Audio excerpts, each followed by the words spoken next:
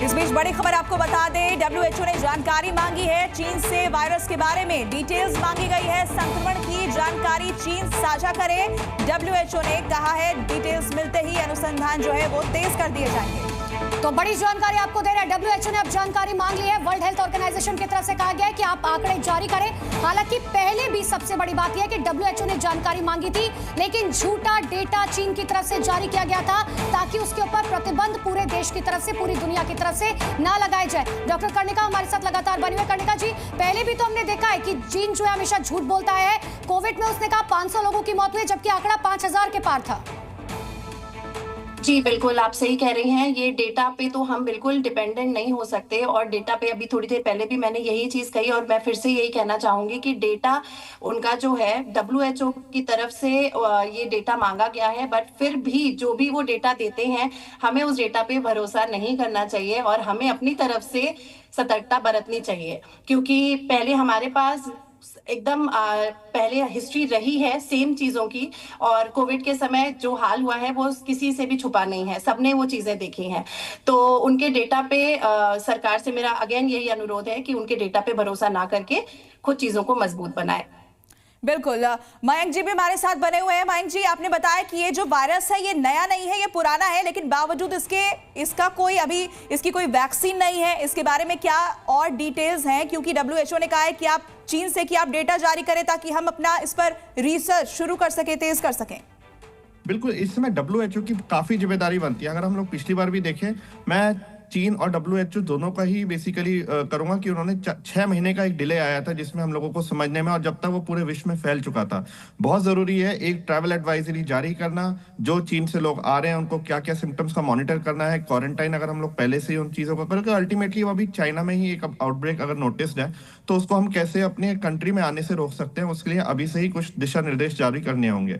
और इसका वैक्सीन का मेरे ख्याल से इसीलिए ही क्योंकि इतना सीवियरिटी इलनेस नहीं था, लेकिन अगर म्यूटेशन कुछ रिपोर्टेड है जो कि अगर चाइना को बताना चाहिए, डब्ल्यूएचओ को भी उसमें रिसर्च करना चाहिए। अगर कुछ म्यूटेशन नोटिस है सीवियरिटी पॉइंट ऑफ व्यू से, बिल्कुल तो डॉक्टर मयंक, सीवियरिटी अभी नहीं है, लेकिन सतर्कता बरतने की बहुत जरूरत है, क्योंकि कोविड हम सब झेल चुके हैं, चीन की चालबाजियां हम सब देख चुके हैं। राजीव रंजन लगातार मेरे साथ बने।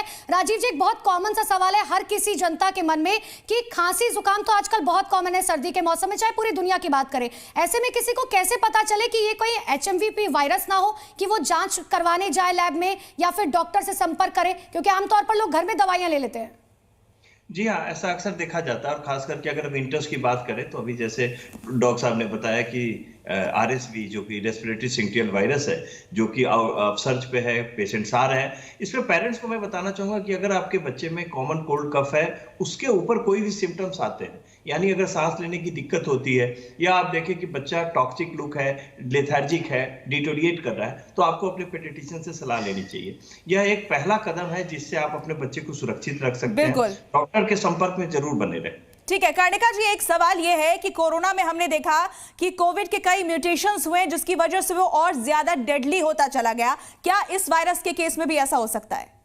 जी बिल्कुल, इस वायरस के केस में हो सकता है ऐसा, इसीलिए पहले सारी चीजें प्रॉपर टेस्ट करके वैक्सीन आनी चाहिए, क्योंकि कोरोना के केस में हमने देखा कि वैक्सीन तो आती गई, पहले एक वैक्सीन फिर दूसरी वैक्सीन, फिर उसके भी बाद में कुछ सालों बाद साइड इफेक्ट्स थोड़े बहुत देखने को मिले।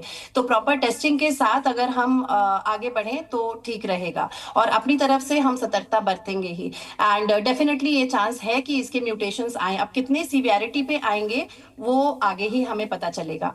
लेकिन डॉक्टर मयंक, वैक्सीन का तो तब पता चलेगा ना जब ये पता चले कि आखिर ये वायरस जो है वो कहां से पनप रहा है, इसकी वजह क्या कुछ है, क्योंकि पहले भी हम कोविड में देख चुके हैं कि आखिर वैक्सीन बनने में कितना ज्यादा टाइम लग गया था।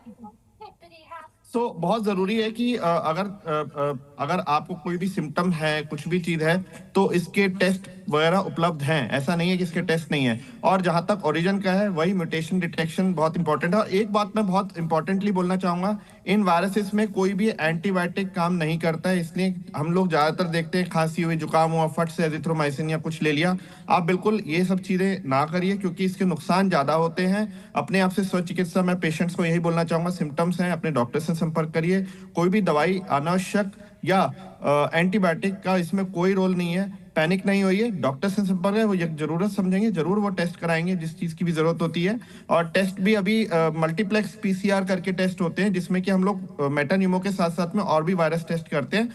वो भी ज्यादातर वहां इंडिकेटेड होता है जहां पे निमोनिया, जिसमें कि बहुत ज्यादा सीवियरिटी हो या फिर जो पेशेंट ठीक नहीं हो रहे हो, वहां पे हम लोग ये करते हैं। जिनकी इम्यूनिटी लोअर साइड में हो, जैसे transplant, post transplant patient, cancer patient, steroids पे कोई पेशेंट चल रहे हैं, हाई डायबिटिक हैं, वहीं पे टेस्ट इंडिकेटेड है। तो अपने आप से सेल्फ टेस्टिंग का भी कोई फायदा नहीं है। बिल्कुल, आप सभी का बहुत बहुत शुक्रिया तमाम जानकारी देने के लिए। लेकिन देखिए, हम अपने दर्शकों को बार बार ये बात कह रहे हैं कि डरने की जरूरत नहीं है, सावधानी बरतने की जरूरत है, क्योंकि चीन एक बार फिर से एक ऐसे वायरस को छिपाने की कोशिश कर रहा है जो पूरी दुनिया को खतरे में डाल सकते हैं। इसलिए बहुत सावधानी बरतें।